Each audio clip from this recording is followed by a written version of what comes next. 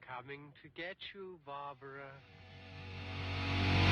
It has been established that persons who have recently died have been returning to life and committing acts of murder. The unburied dead are coming back to life, seeking human victims. All right, so Ash Hamilton, welcome back to the show, sir. Thank you, much appreciated. Last time you were here, it was old Split Foot versus Lesbian Nuns. How did you go from that to what you have now with Holes in the Sky? And I'm going to blame everything on the pandemic. Okay. Everything. Even personal shortcomings, I'm coming to blame on the pandemic.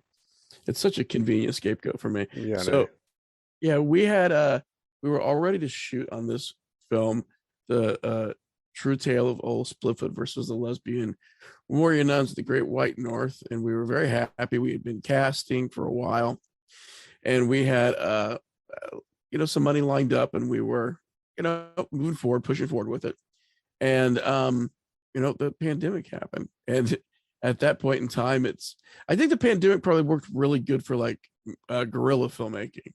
But I think for like structured filmmaking, because we were going to try to, go the whole SAG route, and we had, all of our ducks in a row. And I think the pandemic for films like that did not do anybody justice, because rules were changing like every day of like how many people you could have on set, how many people could be coming and going on set. And, a lot of our investors got cold feet, which is rightly so, because, it's difficult to tell somebody like, yeah, we'll take your money. We could be shooting this October, or we could be shooting like 2 years from now. Yeah. And nobody really wants like in on that bet. So we're like, okay, we got to put this on the back burner, because it's just not going to fly during the pandemic and what we were asking, because it was a relatively big budget. I mean, in the ways of Hollywood, it was still a micro budget film, but like in my eyes, it was a big budget film. You talk to indie filmmakers, and we're trying to get $10,000-$15,000 for a film, and Hollywood calls a micro budget film like $400,000. Yeah. It's just so weird. Like that's how they view money. And I don't think I've ever been fortunate enough to put a term like micro on $500,000, but Hollywood can do it. So we decided to take a little bit of a backseat for a while and put it on the back burner and just see where the pandemic was going, see where the industry was going with it. And it's interesting because like in this industry, everyone tells you like don't take anything personally, because it's how the industry works. You've got some really like huge tentpole franchises where like sequels and stuff will get greenlit, and then a week later it's done, it's over. It's not happening. Either there's a scheduling conflict, or just the studio decided they couldn't inject that much money to one project.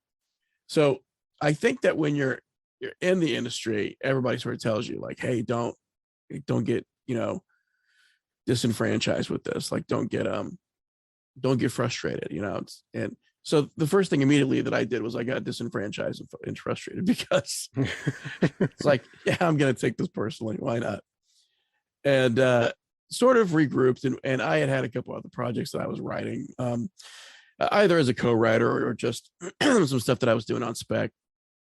And I sort of came to that conclusion that, post-pandemic it's dodgy. It's going to be difficult to really sort of focus on making anything unless it's a sure thing, and you've already got a streaming deal in place and stuff like that. So at that point, I thought, I think I can self-fund something.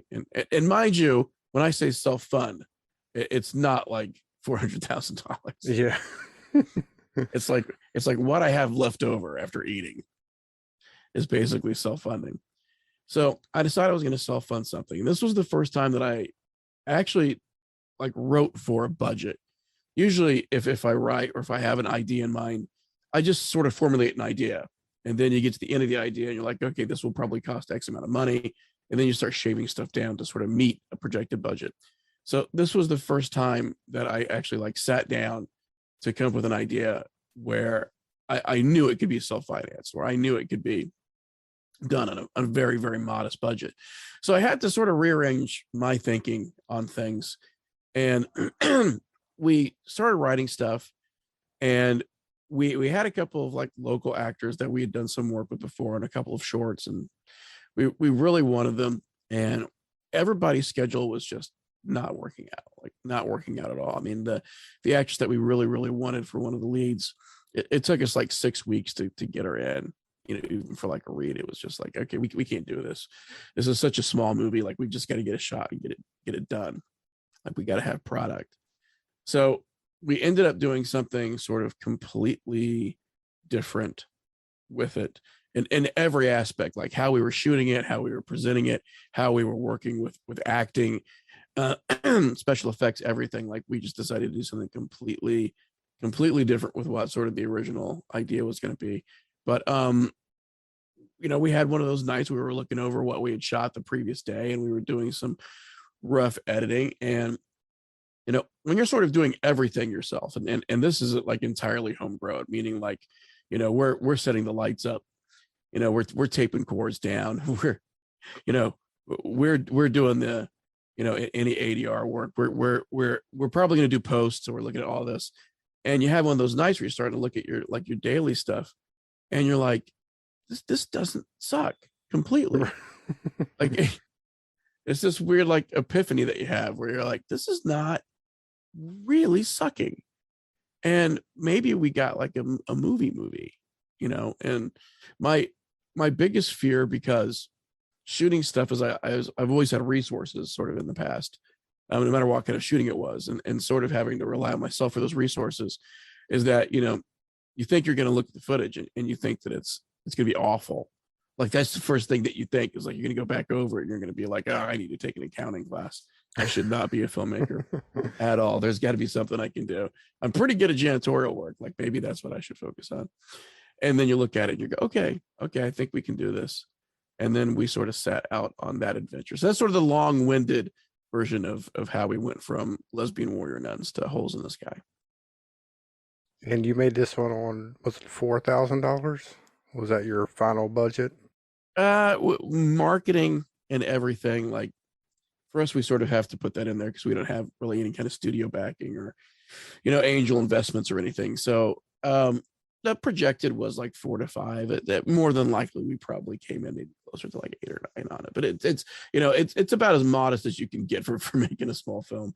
And you didn't do any crowdfunding, Kickstarters or anything for it? Just no crowdfunding. We basically, it was, we've got checks in hand and let's see how much we can spend. And mainly it was because we had tried crowdfunding before and we had some decent success with it, but like, we were really wanting to fly totally under the radar with this. Like, we didn't want people to have any real conception of what we were doing or how we were trying to even release it. And a lot of people have come to us since then about, like, I had no idea that you just made a movie, like, you know, like outside the system, under the radar, and now it's here. And now thinking back, it's like, I think that was the only way we could have done it. I think otherwise we would get stuck in that cycle of like, hurry up and wait. But we're looking for money to come in. We're looking to be able to do something now. Okay, now we've got an extra $1,000, so now we can hire this person.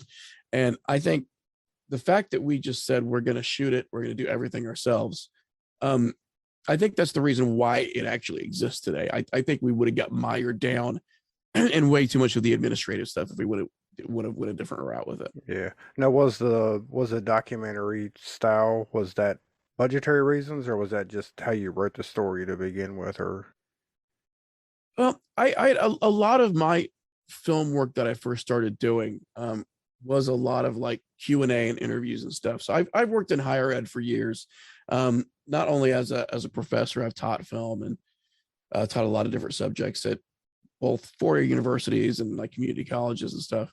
But I think that I had that kind of familiarity with it. Personally, I'm very comfortable in lighting those particular scenarios to try to make a $5 shot look like a $50,000 shot. So, you know, as we were sort of formulating this idea, I'm like, listen, you know, I know how we can make some of this look really good. Like, I know how we can make some of this look like it has a lot more money on it.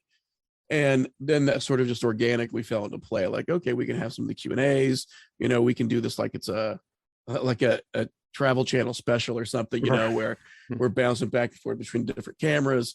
And I'm lucky enough to have a lot of equipment, so we can utilize everything we have.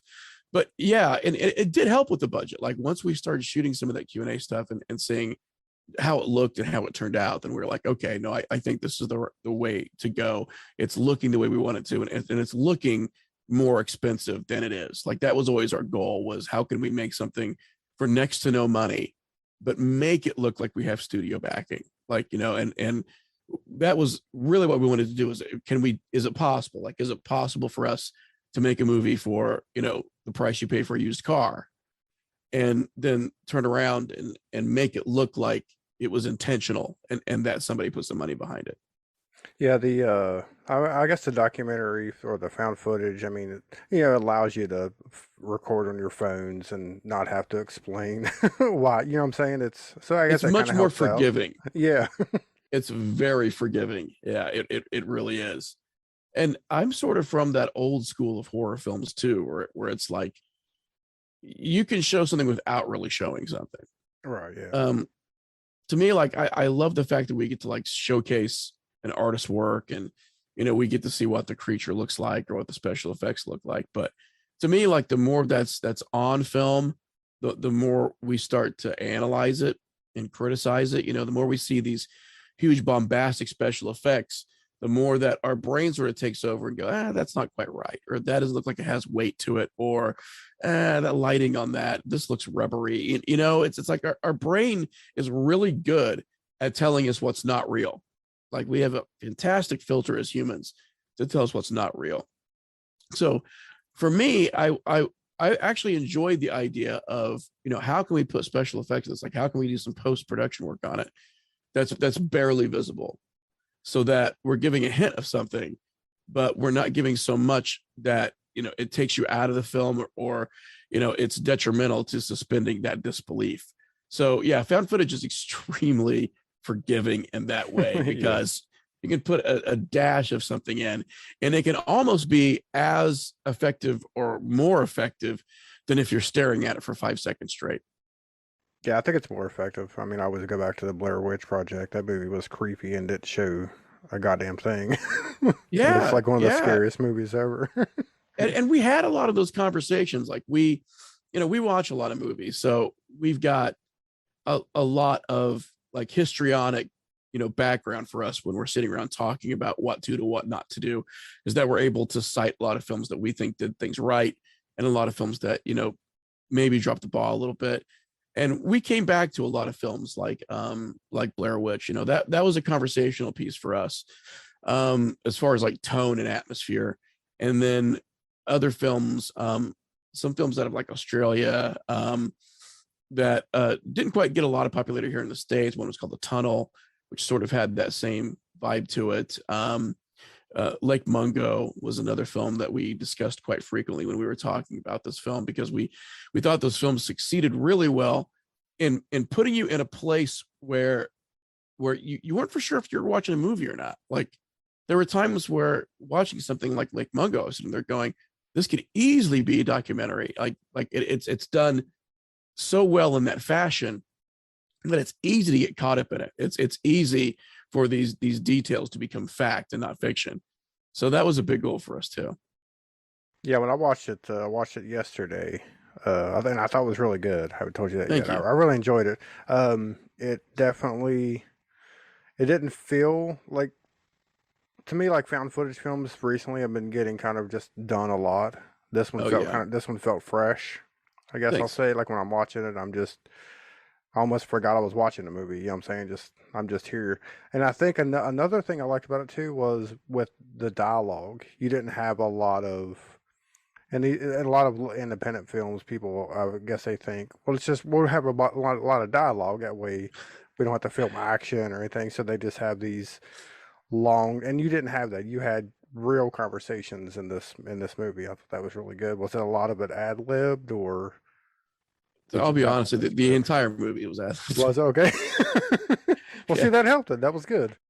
Yeah, we had set out and we started like writing some lines. Like there were things that I wanted to include that I thought were like beats that we absolutely had to hit.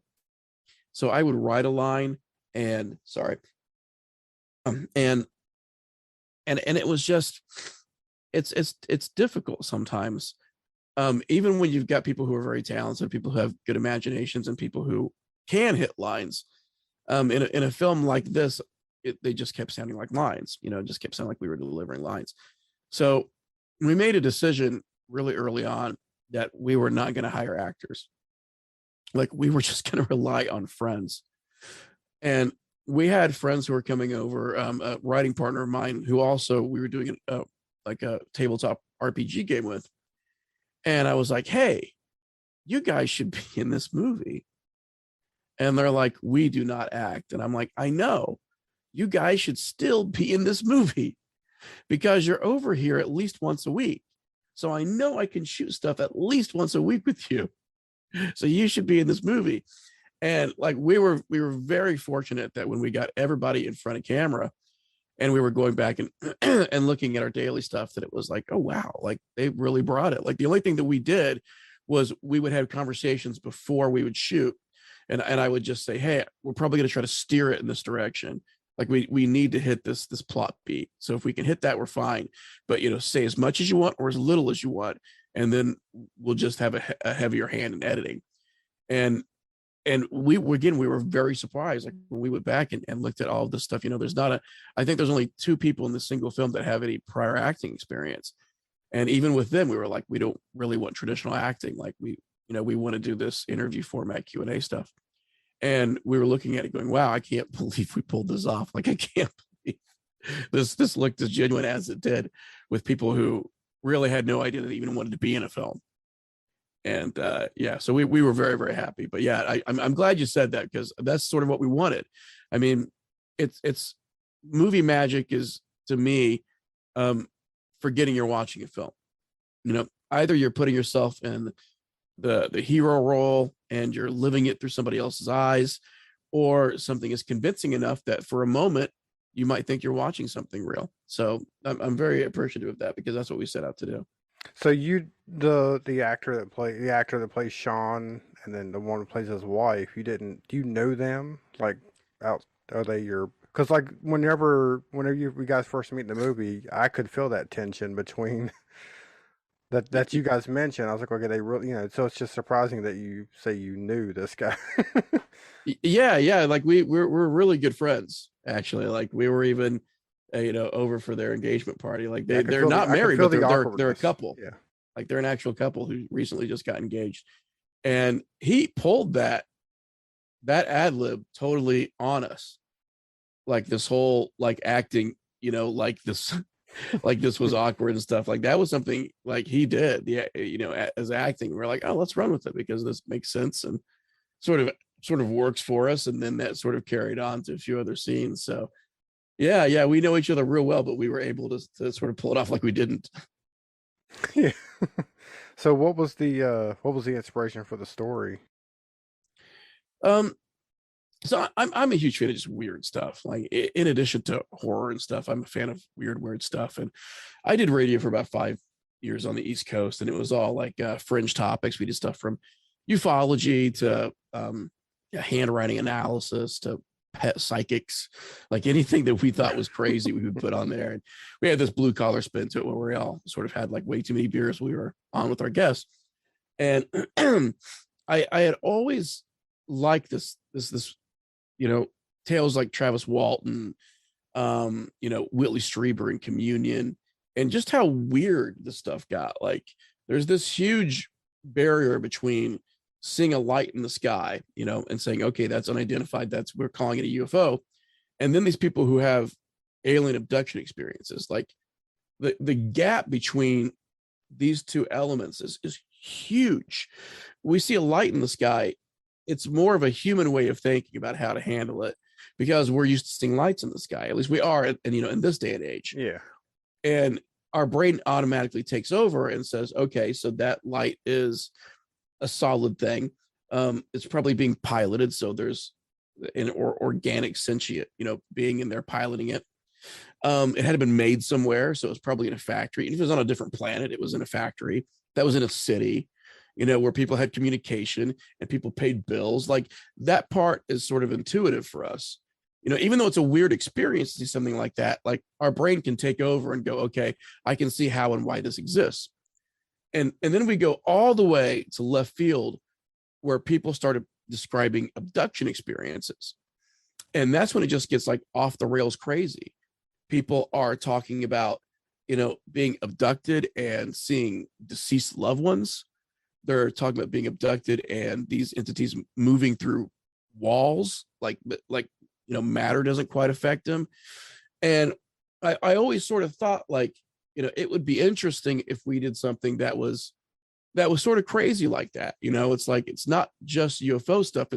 There's a lot of paranormal stuff in here, but it's all sort of tied in. And I wanted to reflect that because a lot of alien movies we have are, really sort of the nuts and bolts, like they're in a craft, now they're here, now they're trying to implant us with some kind of horrific embryo, and then it goes forward. But like and I'm going to use the word real loosely, because we don't really know what's happening, but real abduction accounts, the people that I've talked to, it surpasses strange. Like this is stuff that you just can't quite classify. You can't categorize it. The stuff that's happening, it goes from, people who are in a craft and, zooming around to now all of a sudden, they're hearing voices in their heads. There's some kind of telepathy. It's weird stuff. And I sort of really wanted to do that because I don't think that stuff's been talked a lot. And I think that stuff to me is even scarier. Like it's scarier than being chased by something. Is like every moment you sort of questioning what's real and what's not. So that to me was more impactful. Like, what are you doing in a situation where you don't really know you're running from something because you don't know what that something is. And then that something sort of has the ability to, lure you in and change shape or change form and be something comforting. And that to me is sort of scary. This idea that you can't really trust what's going on. Yeah. Yeah. The creepiest scene in the movie is whenever, can't remember the guy, your cameraman. I can't remember his name, but he looks outside and he sees something out there and he just takes off running like immediately towards. I was like, oh, that's creepy. Oh yeah, yeah. It's a couple of the screenings we had. We always try to sit like in back and stuff because we're always waiting for the people to sort of jump back a little bit, and that's one of the scenes that usually does get him. It's a very abrupt sort of change of pace in that scene from sort of talking under your breath to this thing sort of exploding in front of your face. Yeah, it was like nightmarish kind of. Like something that would happen in a dream, So that house is actually the house that I live in. So we shot it in the house that I live in. And we are extremely remote. Like we don't have a neighbor for at least a mile. So that also played a big part. And of course, the plot was like, hey, we can have a house where literally we're never going to be like disrupted. Right. Yeah. Because we're so remote. But I've got nights where, like, shit, face it, man, I'm in my 40s. So like if I go a night without peeing in the middle of the night, like it's a miracle. So, I'll wake up at like 2:30, 3 o'clock in the morning, and we've got a window on the stairs that like overlooks the tree line. And my brain takes over because I watch too many horror films. And as soon as I look at that window, I run through like the top 10 things I don't want to see out that window. And one of them was always like something running towards the house. Like, I'm like, oh man, like, please don't let me see that ever. Don't let me ever see something run towards my house when I'm in the house and on the stairs. So that was sort of inspired by like my own ridiculousness of waking in the middle of the night and scaring myself to death. Yeah. So was it your initial intention to play yourself in the movie? Or did that change? Because I mean, you even mentioned your previous like stuff that you'd worked on. Like, you're really playing yourself. Like, I think out of everyone that we had, because I run a website and I've done a couple other films, even just as a producer, like I'm a little more searchable than other people. Like, if you were to go on Google, it'd be easier to find a picture of me or find something I've been attached to. And my idea was always that, if someone's seeing this and they don't have 100% of the picture, like I want them to go home and like research, oh, who the fuck is Ash Hamilton? And then to see a picture of me and go, oh, so wait a second. So he's Ash Hamilton and Ash Hamilton. This can't be real. If it's just like 1 second where they have that thought in the back of their head.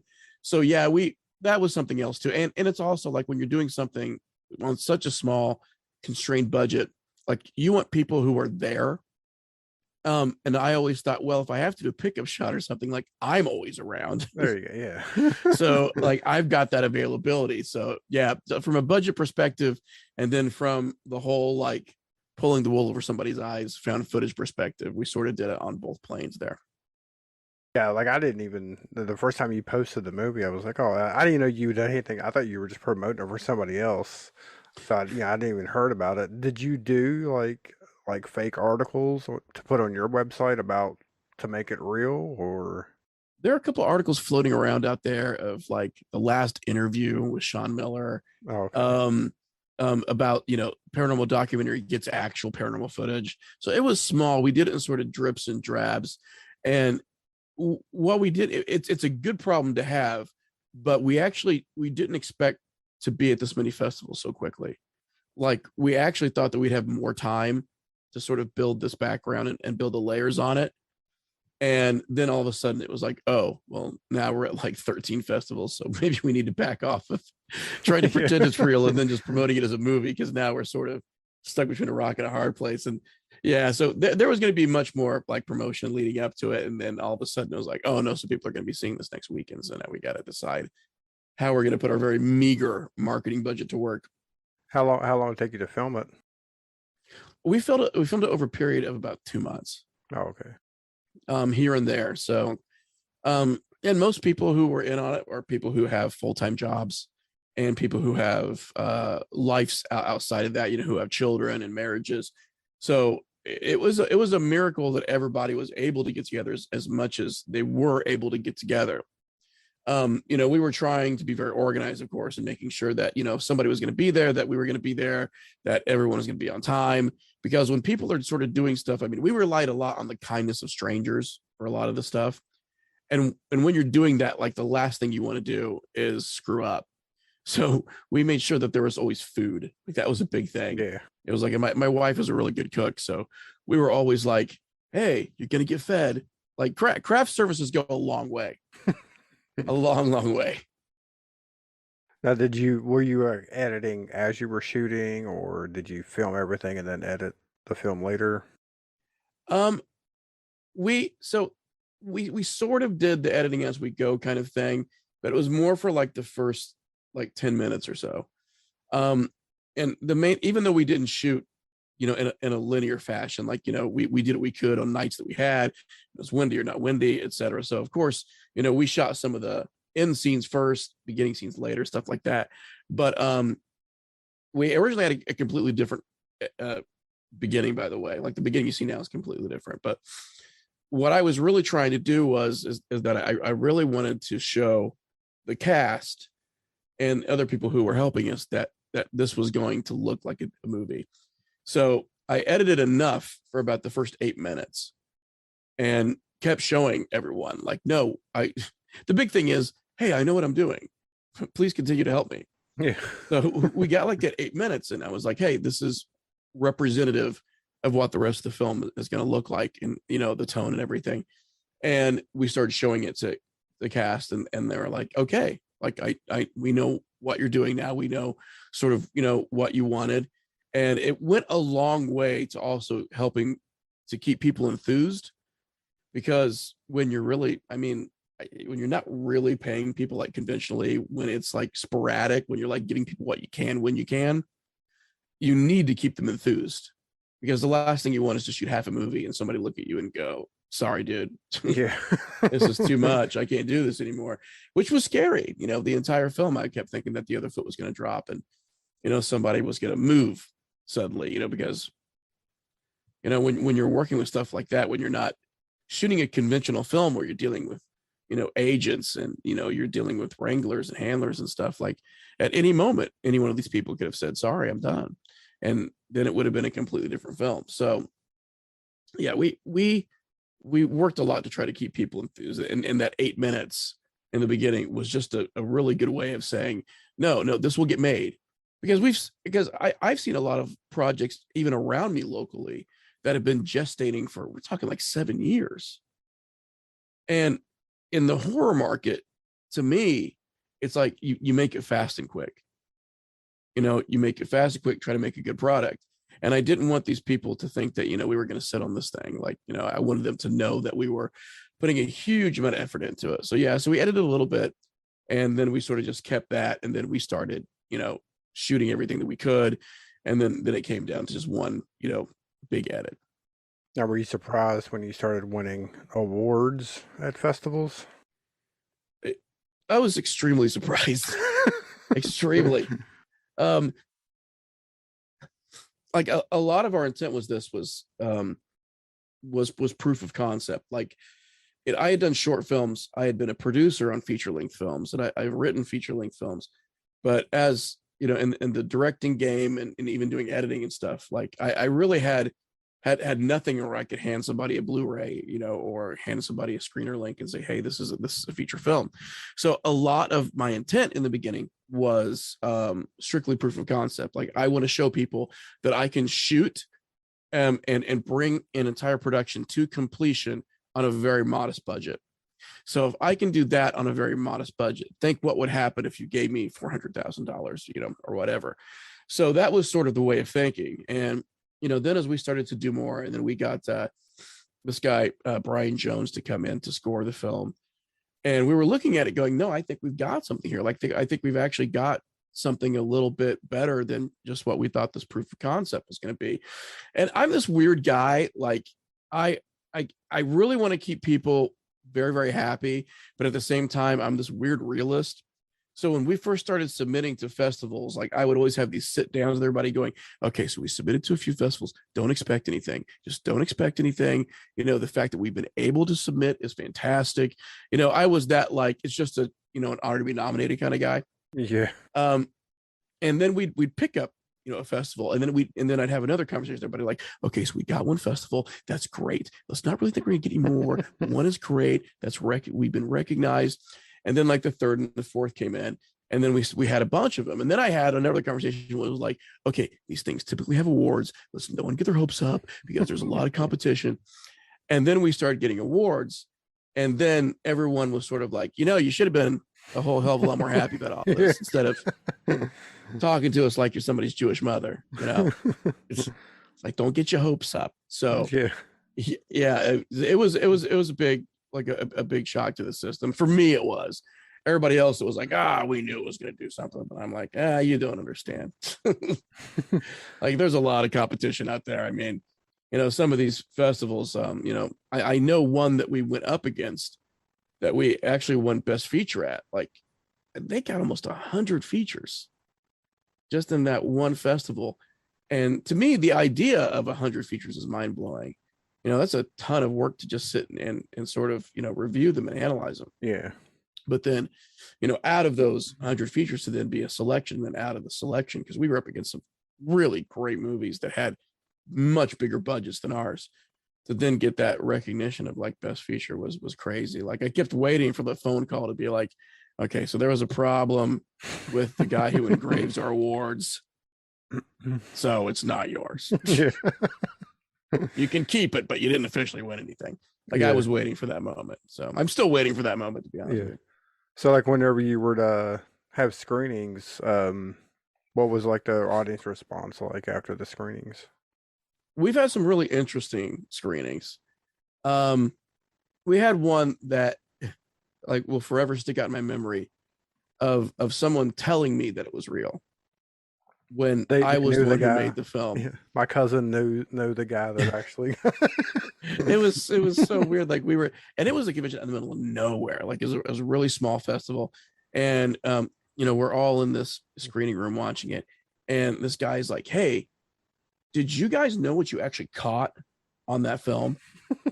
And I was like, yeah, I've got it. Yeah, of course I do. And he's like, no, did you see what you actually caught in that one frame?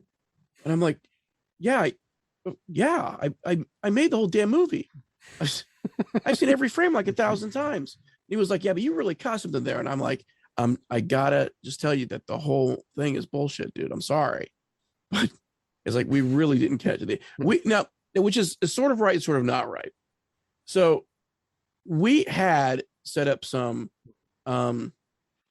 I'll just call it test footage. Like when we were trying to see just how some of these non-actors would act in front of a camera, we put a couple people on film. So there's a point in the film where it even says test footage, and we're talking to Sean, and like this pot, like this colander, flies off the wall. Right. Like you can hear it in the background. So that was actually not staged. We were doing test footage, that test footage, just to see how he would react on camera. And that colander actually came off the wall. So we had never any intention of using that footage. Because if you look at that footage, like there's no professional lighting or anything in that footage. It's like we just whipped out a camera and started shooting. So that was interesting. During the first like week or two of shooting it, and we've never really had anything happen in this house as far as anything paranormal, but we had consistently like stuff was falling off the walls. Like we had talked about, like, we should have like the lights dim and stuff. And then we would get this like dimming light stuff going on in the house. So that wasn't what that guy was talking about. He was talking about something completely different. That was an actual special effect. But yeah, we had some weird, like really bizarre stuff happen in the house as we were filming. So that was one of the screenings though, that it was just like, no, I'm well aware of what we caught. Yeah. For the dozens of hours I spent editing this film, I know every piece of it. Yes, I'm well aware that was not real. Now, it was a fun conversation to have. Yeah. Now, who played the guy that was like the interviewer for the document? The guy that was interviewing you and your wife and everybody. Who was that guy? So he was a guy that I worked with years ago. This guy, Doug McDonald. So everybody in the film plays themselves. It was just by first name or by first and last name. So Doug McDonald, who plays himself, Doug McDonald, worked for this health organization, and he was basically like the face of a lot of their commercial stuff. So whenever they really needed like someone to come out, be a smooth talker, it was always this guy, Doug.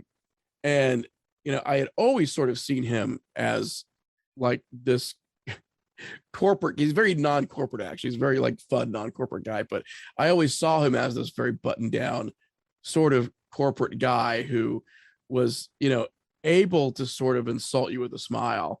And, and I called him up and I'm like, all right, Doug, like you got to be maybe a little bit more of yourself in this movie. And, yeah, so he's one of the two that actually had some acting experience. Like he's got some of that Q&A experience, that back and forth. So he came in pretty strong. But yeah, this guy Doug McDonald, he's crazy.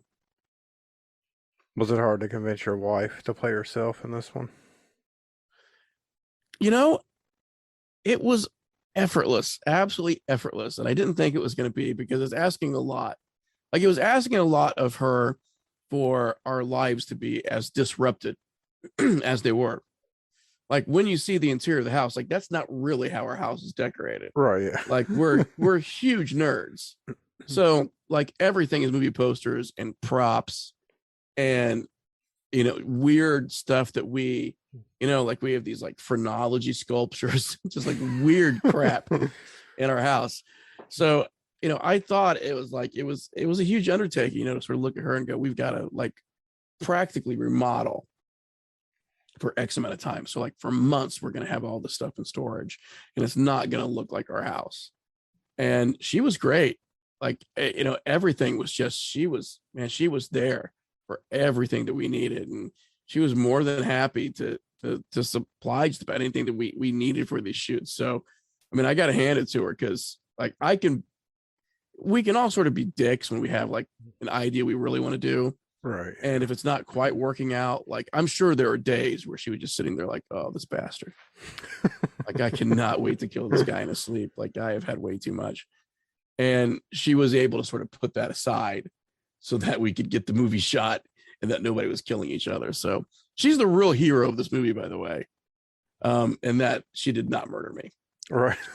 She was able to stuff all that inside and not let it out. What was the what did you ever think, like at the end? I don't know if I should give anything away. I don't do like spoiler alerts or right. Yeah, but did you think about maybe not showing as much at the end? We went back and forth on that a lot. Especially because like I work a lot in After Effects. I work a lot with special effects. And I know what with our budget and our means, what we were capable of doing, and what we weren't capable of doing, which was probably the better choice of words, what we weren't capable of doing. And when we talk about like Blair Witch, like we had those conversations, I think, so often that we said, okay, it's very common in found footage to get you really close to your smoking gun moment.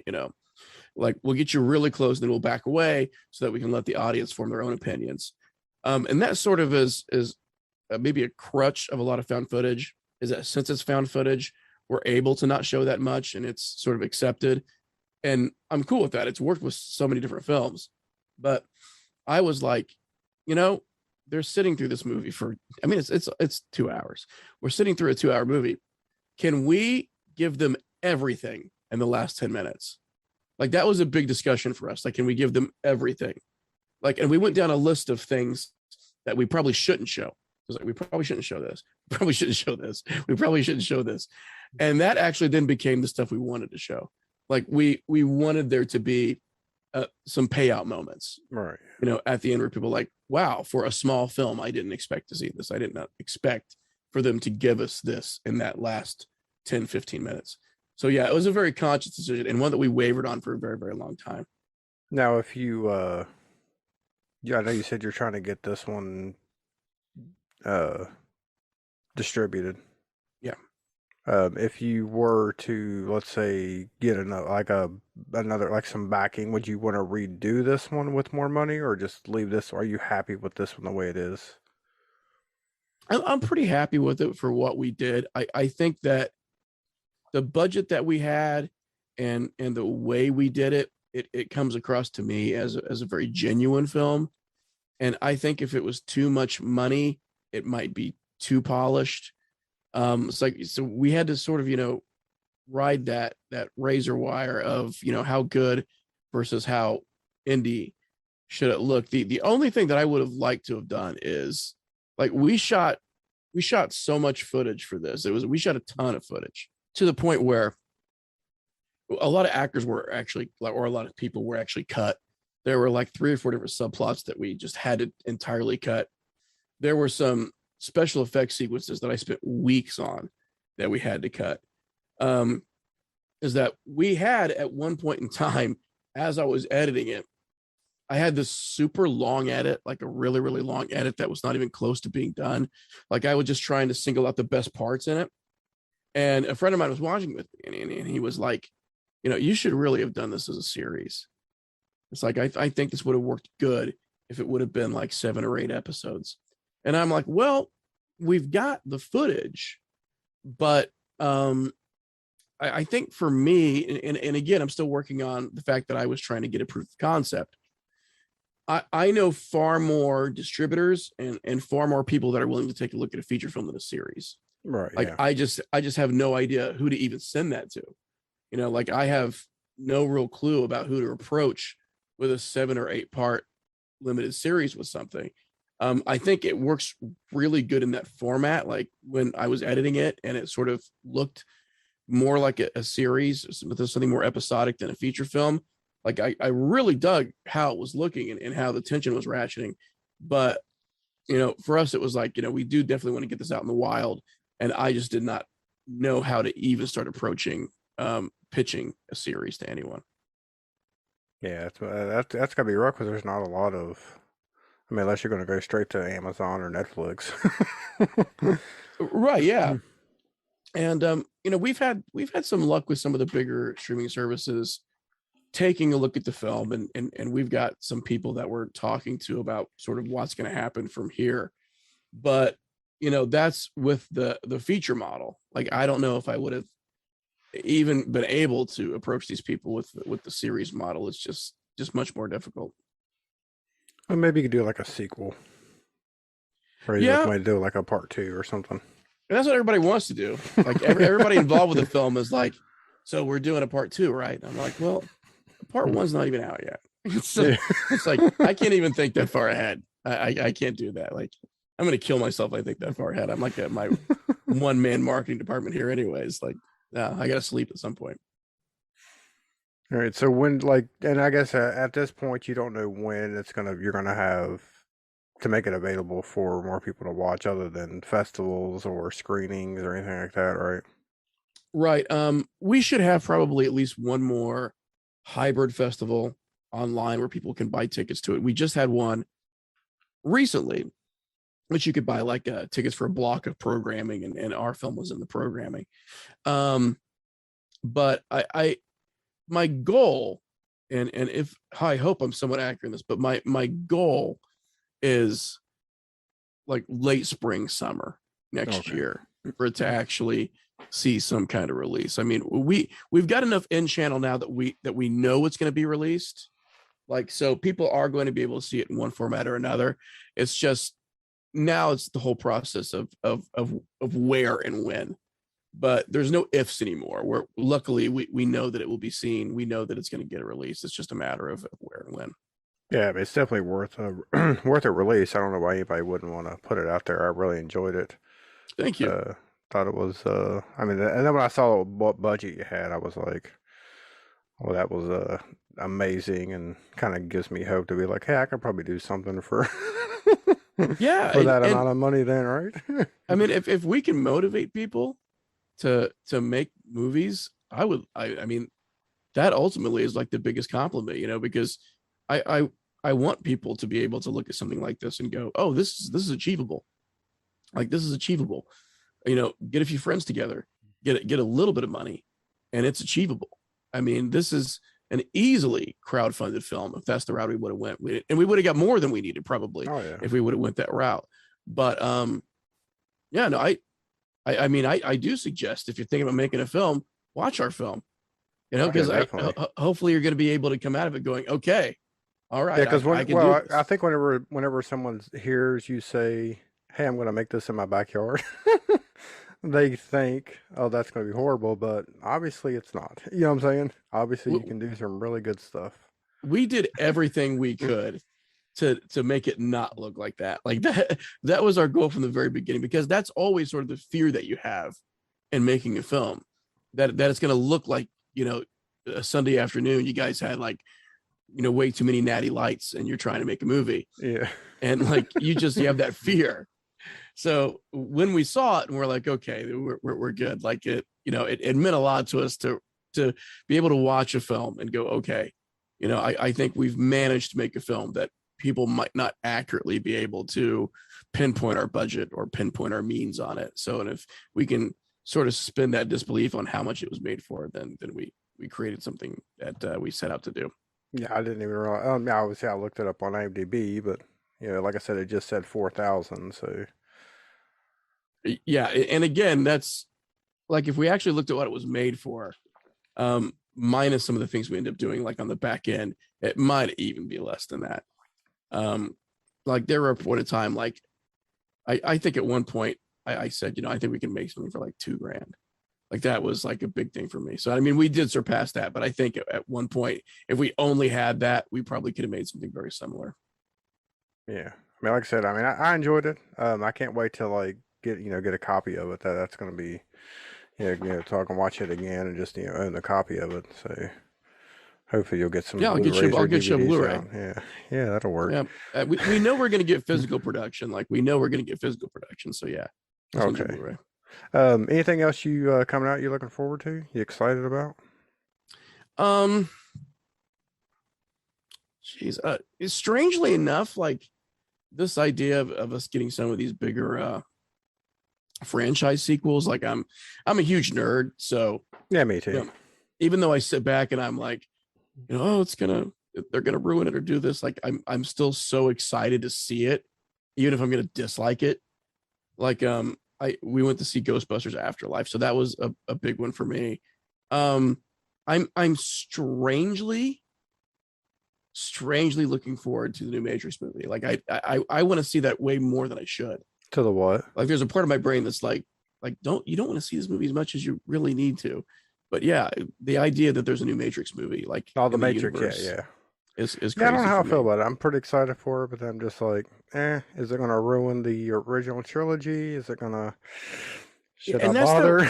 Yeah, that's that weird sort of thing that we play with it. And I guess, and this is probably farther in the future, but after seeing Mike Flanagan's Midnight Mass, I know that he's trying to cover some Poe material next. Like he's going to do some gothic horror stuff. And like, I can't wait for that. Like, even though it's not a frame has been shot yet, I'm like, right, yeah. Okay, I've got a 4.5-year date with the series that's coming out. Like I can't wait for that. And there's stuff that like, hit Netflix that I'm still trying to finish up, and, new stuff that like comes out all the time. So, and even though I love horror films, like I love almost any film. Like I like a ton of different kinds of films, but I always gravitate towards sci-fi, fantasy, horror. Those are the stuff that I get excited about. Like I'm really excited to watch like the Wheel of Time stuff on Amazon now, because it's just a big concept. Like big concept films and big concept series to me are always crazy, and I think it's because my whole life has been having to think of small concept stuff and then seeing something where it's like they spent $1 billion on that. That is crazy. Even though I think I'm getting burnt out on it, I'm kind of looking forward to the new Spider-Man. Oh, I can't wait. I'm kind of like almost burnt out on the Avengers stuff, and I saw that trailer. I was like, that looks pretty good. I think it's one of those what if movies, like when you're sitting around with your friends and you're like, what if they did this? What if it was just a kitchen sink movie and they fucking threw everything at it? And you get excited for that kind of stuff. And then I'm like, we all know Tom Maguire and Andrew Garfield is in this. We all know it. Yeah, they're going to be. No matter what, I know Venom's going to show up in it. Oh yeah, Venom has to. No matter what they tell us. And I mean, they've got that piece of Brazilian footage where it's obvious that like the lizard gets hit by something, but we're not seeing him get hit by anything. I'm like, oh, you crafty devils. We know better. Yeah, I'm super looking forward to that. Like I can't wait for that. Yeah, I started watching one today on Shudder. It's the Nicolas Cage's movie, Prisoners of the Ghostland. I've wanted to see that, but haven't had a chance film. Yet. Start watching that. That's fucking out there. That's on my short list. Yeah, that is on my short list. Like I've liked a lot of the crazy Nicolas Cage stuff recently. Yeah, like it showed up on Shudder, I think yesterday. I started watching it today. Oh, I'll have to watch that then. I didn't realize it was on Shudder already. Yeah. Another one for me on my list. Yeah. Yeah, I didn't really care for his, what was that one he done with the, was like the Five Nights at Freddy's type movie. Oh, it was like, Willy's Wonderland or something. Yeah. I didn't really care for it. Yeah, I did really dig Mandy. Mandy was like, that's my favorite, like, Nick Cage movie. There's a chainsaw duel. Yeah, I know. Like, every time anybody tells me they hate that movie, and it gets like a lot of hate sometimes, and I'm not really for sure why, but they'll be like, oh, I can't say Mandy. I'm like, there was a chainsaw duel in that. Like, did we watch the same movie? Yeah. It's awesome. Yeah, I can't wait. He was screaming in his underwear. Come on. We need to get on board that movie. And I loved Color Out of Space. I thought Color Out of Space. Oh, yeah, that was going too. Yeah. Was it another sort of crazy bad shit? I mean, and we haven't really seen something crazy like that since the earlier Lovecraft adaptations like Reanimator. Yeah. So it was great to have that. And I'm looking forward to some more of that stuff too. I know someone else is going to make something like crazy like that again. Oh, we need it. We need more chainsaw duels. We need more spores from space mutating people. That's exactly what we need. All right. So where can everybody find you on the internet? So our site, which is horror-fix.com, we'll always have updates about what we're doing. At Horrorfix is our Twitter handle.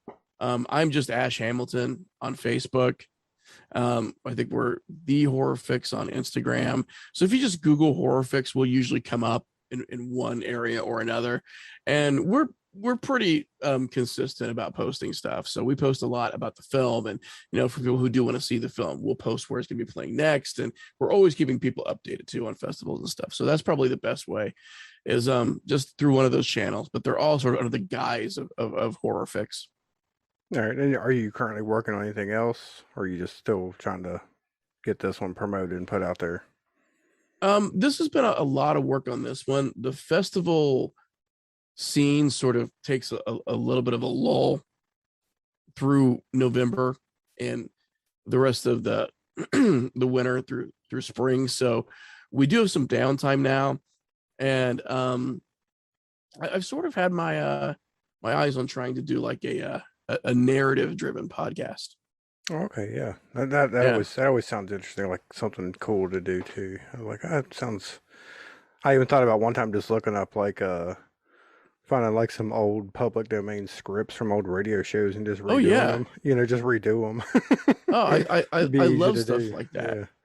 I'm a big fan of like lost cinema.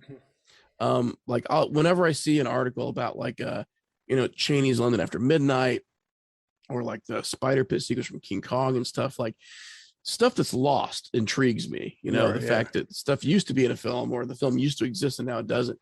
So I think we started to formulate and write this idea for this narrative that's and it's sort of in the same vein as Holes in the Sky, in that we're sort of presenting it as a podcast, and then it's a podcast, but it's a narrative podcast that talks about a podcast. So it's very self-referential.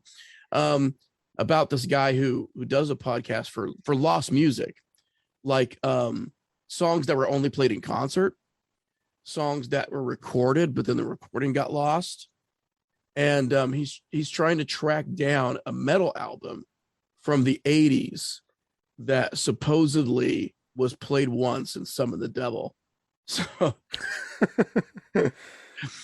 that's our next thing. That's officially, as far as what I'm writing, and sort of what I put my energy to is this, because we can do this on a small scale without bringing out all the cameras and not bringing out all the lights, and still have something sort of cinematic. So if you're a fan of like 80s metal, or like lost music, or like social archeology, peeling back the layers to find something you thought was gone, I think people are going to enjoy this. It's going to have a lot of twists and turns. Yeah, it sounds good. I can't wait for that one. I like get involved with that, and if I could.